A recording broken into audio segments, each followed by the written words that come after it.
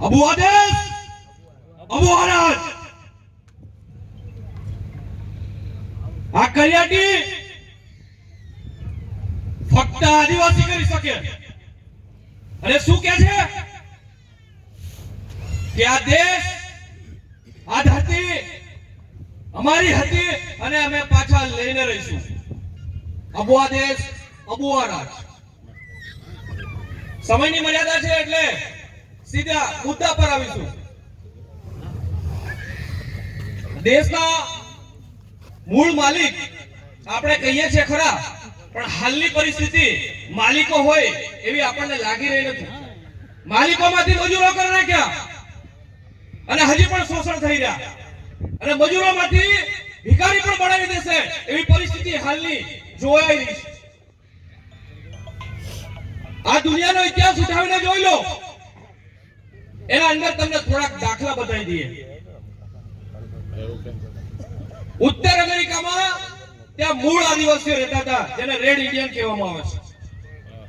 યુરોપમાંથી કેટલાક તરુણાઓ ઉત્તર અમેરિકા જાય છે, ત્યાં કોલોનીઓ વસાવે છે અને આખા દેશને, જમીનને બધીને હડપી લે છે. અને આ લોકોનું નિકંદન કાઢી નાખે છે. ત્યાંના જે મૂળ માલિકો છે, ત્યાંના આદિવાસીઓ છે, એ લોકોને ખલાસ કરી નાખે છે. આ લોકોની વસ્તી આજે 2% જેટલી રહી છે. આ જ યુરોપમાંથી નીકળેલી પ્રજા ઓસ્ટ્રેલિયામાં જાય છે. ઓસ્ટ્રેલિયામાં ત્યાં મૂળ આદિવાસીઓ રહેતા હતા, એમની વસ્તી ખલાસ કરી નાખી. આવો નવો દાખલો સાઉથ આફ્રિકામાં આ લોકો પહોંચે છે. અને સાઉથ આફ્રિકામાં પણ ત્યાંના મૂળ આદિવાસીઓને ખલાસ કરી નાખ્યા. આજે ત્યાંની વસ્તી ઓછી કરી નાખી છે. આ છેલ્લા 500-700 વર્ષની આગળની વાત છે કે જે મૂળ માલિક હતો એને ગમે તે રીતે હેરાન પરેશાન કરીને એની વસ્તી ખલાસ કરી નાખી છે, એને સમાવી લેવામાં આવ્યો છે, એની જમીનો હડપી લેવામાં આવી છે. અને આ જ વસ્તુ આપણા માટે પણ થઈ રહી છે.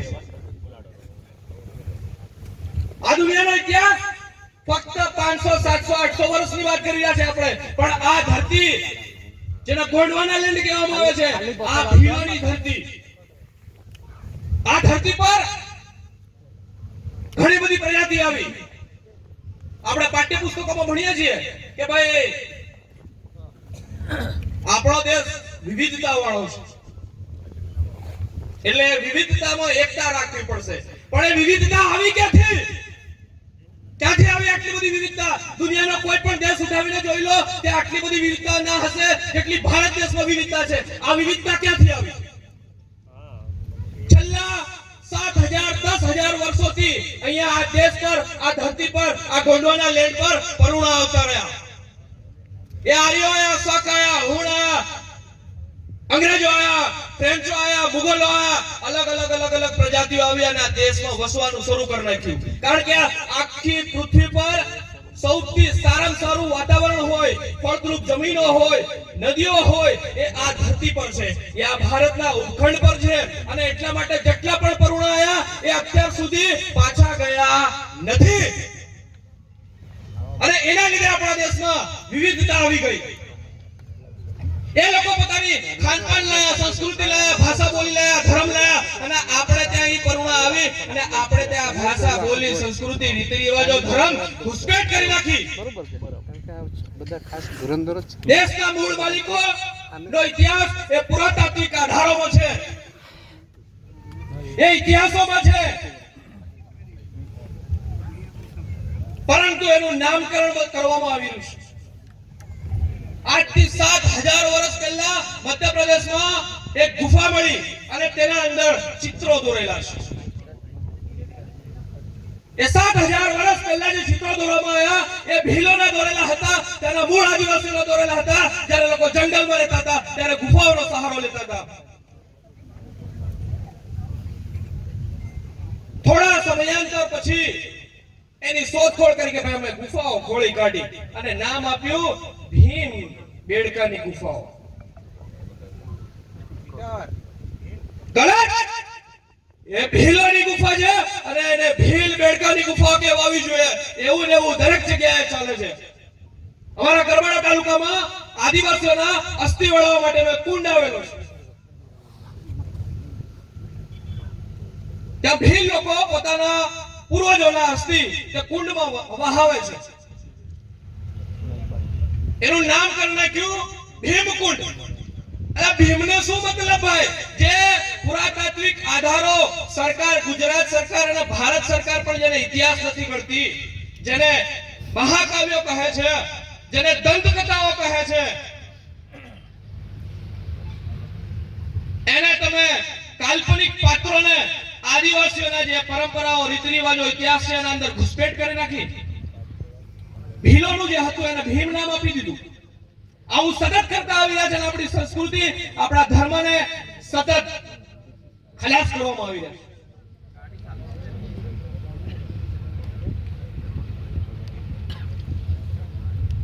અલગ અલગ પ્રજાતિઓ આવી અને આ ઘુસપેટ કરવાના કારણે આપણા લોકો ધીમે ધીમે જે રાજાઓ હમણાં સાહેબે ગણાયા, એ દેશના મૂળ માલિકો, એ કબીલાઓ, એ રાજાઓ, એ સરદાર, એ આદિવાસી હતા. અને એમના જોડેથી જે રાજ છીનવી લેવામાં આવ્યું, એ વાત છે અબુ આદિસુ મબુ આરાજ, કે આ દેશ અમારો છે અને અમે લઈને રહીશું. અત્યારે વાત ચાલી રહી છે યુસીસી ની, યુનિફોર્મ સિવિલ કોડ. તમે નામ સાંભળ્યો છે કે ભાઈ ભારતમાં બધા લોકો પર એક જ ટાઈપનો કાયદો લાગુ પડે, એને કહેવાય યુનિફોર્મ સિવિલ કોડ, સમાન નાગરિક સંહિતા. તો આ કાયદો એ બહારથી જેટલા પરુણાવેલા છે એમના માટે છે, અહીંયા મૂળ માલિકો છે એમના માટે નથી. આ સંદેશ આપવા માટે હું અહીંયા ગરબાડા, ત્યાં મધ્યપ્રદેશની ધરતીના કિનારેથી અહીંયા આવ્યો છું તમને કહેવા માટે.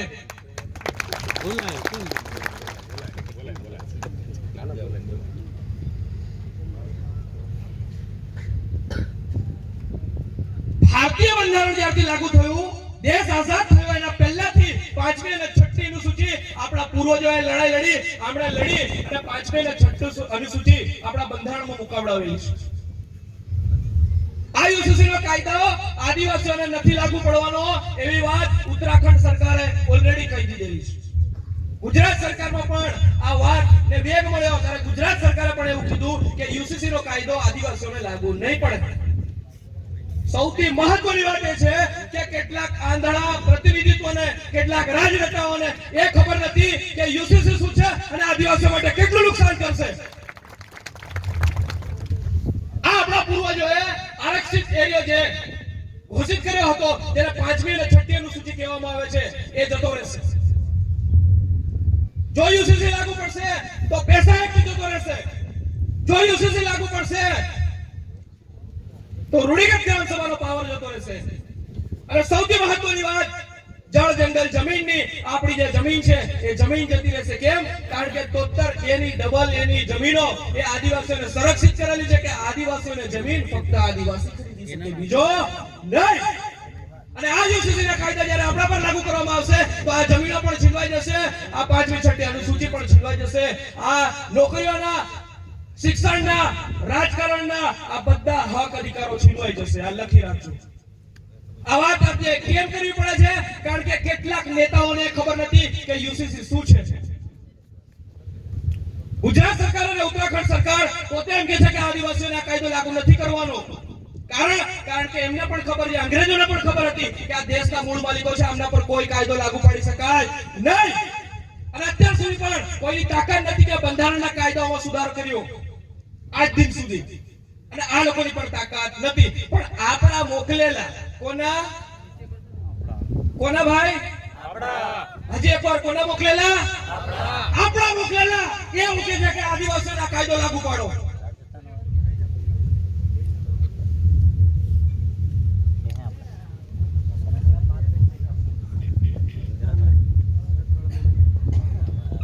એ લોકોને ખબર નથી કે 73 એની જમીનો આદિવાસી ખરીદી શકે. એ કાયદો જતો રહેશે, પૈસા એક જતો રહેશે, નોકરીઓમાં જે તમને આરક્ષણ મળે છે જતું રહેશે, 5મી 6મી અનુસૂચિ જતી રહેશે, રૂઢિગત ગ્રામસભાનો પાવર જતો રહેશે, જે કાયદો બનાવવાની અને કાયદો લાગુ કરવાની પણ સત્તા ધરાવે છે. ખુદ સુપ્રીમ કોર્ટ એવું કહે છે કે ના વિધાનસભા ના લોકસભા સબસે બડી ગ્રામસભા એટલું પાવર આપણને આપેલું છે, એ જતું રહેશે. યા નેતાઓને ખબર નથી, એટલા માટે અહીંયા વાત મૂકવી પડે છે.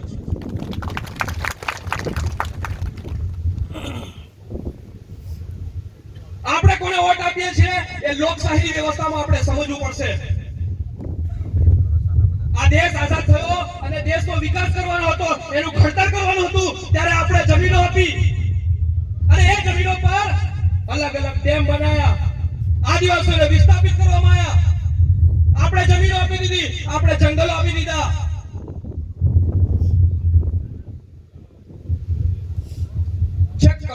સૌરાષ્ટ્રમાં અને કચ્છમાં પાણી જાય છે, પણ આપણે ત્યાં જોઈ લો કેમ આવું થાય છે એ આપણને સવાલ થવો જોઈએ. આજે હોળીના દિવસો છે, 90 80 બસો એક્સ્ટ્રા મેળવી પડી રહી છે. કેમ? કારણ કે આપણે જેને વોટ આપીને મોકલ્યા છે વિધાનસભામાં, એ લોકો આપણો અવાજ નથી બન્યા અત્યાર સુધી. એ લોકોએ આપણી માંગણીઓ માટે તે અવાજ નથી બુલંદ કર્યો.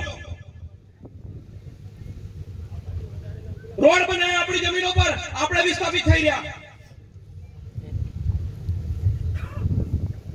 એરપોર્ટ આવી ગયા આપણે. અરે એરપોર્ટ ની કોને જરૂર છે મારા ભાઈ? કોને જરૂર છે? જે વિસ્તારમાં શિક્ષણની સુવિધા ના હોય, જે વિસ્તારમાં રોજગારી ના હોય, કુપોષણ હોય, ગરીબી હોય, સિંચાઈની સુવિધા ના હોય અને પીવાનું પાણી ના હોય, ત્યાં એરપોર્ટની કોને જરૂર છે? આ નેતાઓને પ્રશ્ન આપણે કરવાનો છે અને એ પ્રશ્નનો જવાબ ના આપે ત્યાં સુધી એવા મૂર્ખાઓ આપણે નેતાઓને વોટ નથી આપવાનો.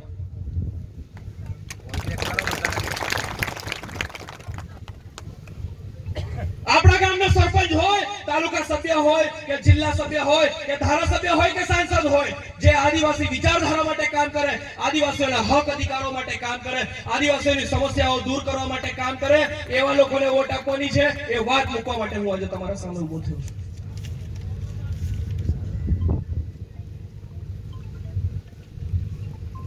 આપણી સંસ્કૃતિ, આપણા રીતિ રિવાજો, આપણી ભાષા બોલી એ બધું અલગ છે. આ પરુણાઓ જેવું નથી અને એ સમજવાનું છે. અને એટલું જ આપણે સમજી ગયા તો આપણો બેડો પાર થઈ જશે.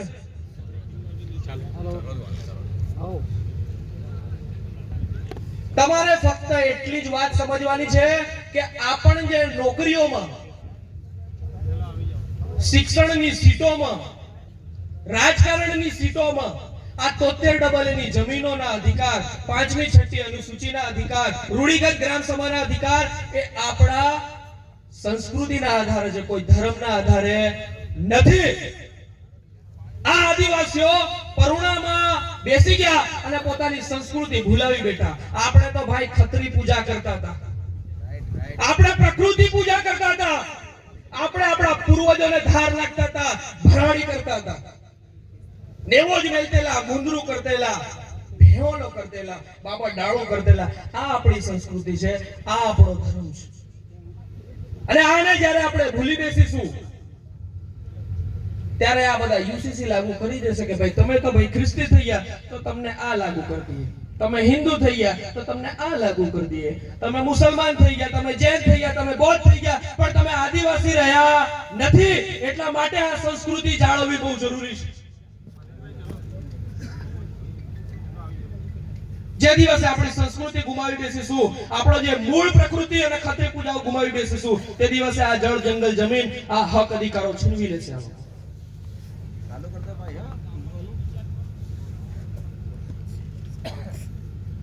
આદિવાસીઓને કોઈ પણ ધર્મના કાયદા લાગુ પડતા નથી. છેલ્લી મારી વાત અહીંયા હું તમને કહી અને મારી વાણીને વિરામ આપવા માંગુ છું. આદિવાસીઓને કોઈ પણ ધર્મના કાયદા લાગુ પડતા નથી. એ ગુજરાત સરકાર પોતે કે છે, ઉત્તરાખંડ સરકાર પોતે કે છે, ભારતનું બંધારણ કે છે, ભારતનો ઇતિહાસ કે છે, અને દરેક ધર્મનું પુસ્તક ઉઠાવીને જોઈ લો, એ પણ એવું કહે છે કે આદિવાસીઓને કોઈ કાયદા અને કોઈ વ્યવસ્થા લાગુ પડતી નથી. આદિવાસીઓ સ્વાયત્ત છે, એ અબુઆ દેશ, અબુઆ રાજ કરવાના છે. અને એટલા માટે આપણને ગ્રામ સભા આપેલી છે, 5મી અને 6ઠી અનુસૂચિ આપેલી છે. આદિવાસીઓને હિન્દુ ધર્મનું વર્ણ વ્યવસ્થા લાગુ પડતું નથી. આદિવાસી બ્રાહ્મણ, ક્ષત્રિય, વૈશ્ય ને શૂદ્રમાં નથી આવતો. એટલે હિન્દુ ધર્મના હિન્દુ કોડ બી લાગુ પડતો નથી. હિન્દુ લગ્ન ધારો 1955 આદિવાસીઓને લાગુ પડતો નથી. ખ્રિસ્તી ધર્મનો કોઈ પણ કાયદો આદિવાસીઓને લાગુ પડતો નથી. મુસ્લિમ ધર્મનો પણ કોઈ પણ કાયદો આદિવાસીઓને લાગુ પડતો નથી. એ ભારતીય બંધારણ જોઈ લો, ભારતીય કાનૂન જોઈ લો, દરેક વ્યવસ્થા જોઈ લો અને ધર્મના પુસ્તકો જોઈ લો, આદિવાસીઓને કોઈ ધર્મ સાથે કોઈ લેવા દેવા નથી.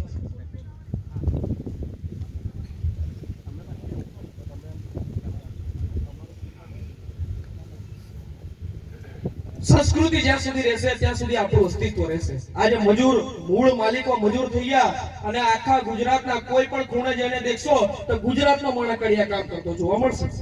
સાચી વાત કે ખોટી વાત વડીલો? સાચી વાત કે નહીં? આ બધું આપણે વોટ આપીએ છીએ ત્યાં નિર્ભર કરે છે.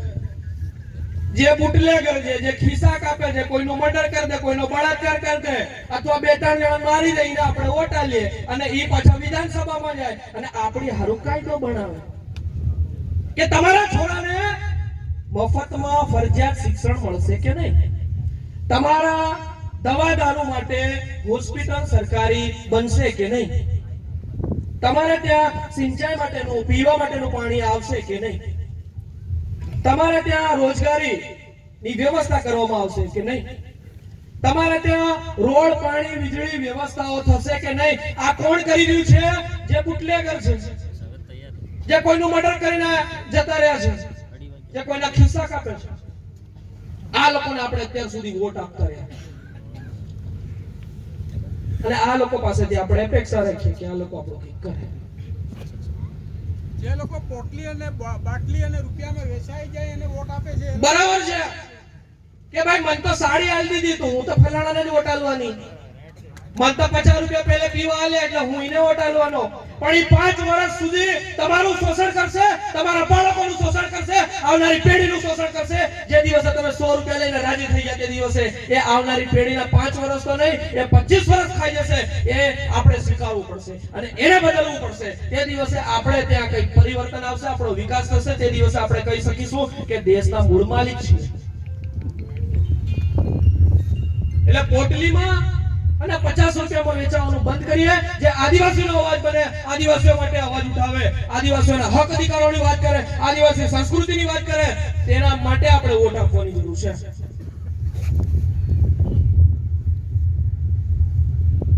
અહીંયા બેઠેલા દરેક યુવાનોને હું કહેવા માંગુ છું કે લખતા શીખો યુવાનો, બોલતા શીખો અને લડતા શીખો. જ્યાં માથું આપવાની જરૂર હોય ત્યાં માથું આપી દેવું અને જ્યાં માથું લેવું હોય ત્યાં લેવાની તૈયારી રાખવી પડશે. તે દિવસે ભીલ પ્રદેશ મળશે, એમ નહીં મળે. લડી લેવી પડે ભાઈ, લડી લેવી પડે. આપણા હક વાળી લડાઈ લડી લેવી પડે. એ આ વાત છે. આ કાયદાઓ, આ જળ જંગલ જમીન, આ આપણા હક અધિકારો છીનવવાની હાલની પરિસ્થિતિ બહુ ભયંકર ચાલી રહી છે. મજૂર બનાવી દીધા, હજી ભિખારી પણ બનાવી દેશે. આવનાર સમયમાં યુવાનોને હું સંદેશ આપવા માંગુ છું કે લખવાનું, બોલવાનું અને લડવાનું શરૂ કરો, નહીં તો આપણો જીવન મરણનો કોઈ હિસાબ નથી, કોઈ મતલબ નથી. એક પશુ પક્ષી પ્રાણી પણ ખાઈ પીવે છે અને એના બચ્ચા પેદા કરે છે, મોટા કરીને મરી જાય છે. માણસ પણ એવું કરી રહ્યો છે. એટલે સમાજ માટે બને તેટલું કંઈક કામ કરો, મદદરૂપ થાવ તો ઘણું જ ઉપયોગી છે. અને ખાસ કરીને હમણાં સાહેબે વાત કરી કે મીણા સમુદાય આખા ભારતમાં યુપીએસસી પાસ કરે છે અને એ લોકો કલેક્ટર બને છે, લોકો યુપીએસસી જીપીએસસી પાસ કરે છે અને એમના ભાઈ ભત્રીજા ભાણેજોને એ લોકો આંગળી પકડી અને ત્યાં લઈ જાય છે કે ભાઈ તું બી આ કર. અને આપણે ત્યાંનો માણસ નોકરી લાગી જાય શેના પર? આદિવાસી સંસ્કૃતિના આધારે મળેલા એ આદિવાસીના સર્ટિફિકેટ પર. કલેક્ટર બની જાય, આઈપીએસ બની જાય, ડીડીઓ બની જાય, ટીડીઓ બની જાય, પીએસઆઈ બની જાય અને રિટાયર થાય ત્યારે એમ કે હું સમાજ સેવા કરવા આવીશ. એ લોકોને જગાડવાના છે આપણે કે ભાઈ તું જે આદિવાસીના સર્ટિફિકેટ પર નોકરી લાગ્યો છે એનું કંઈક ઋણ ચૂકવવાનું આવે કે નહીં આવે? તમને તો કોઈને ખવડાવે નહીં, એને પૈસા નહીં આપે, પણ એને બે બાળકને કે પોતાના ફળિયાના પોતાના ફેમિલીના બે બાળકોને સલાહ સૂચન તો આપી શકે કે ના આપી શકે? આટલું તો કરી શકે કે નહીં? પછી રિટાયર થયા પછી એમ કે ભાઈ અમારે સમાજ સેવા કરવી છે. વધારે વાત ન કહેતા મારી વાણીને વિરામ આપું છું.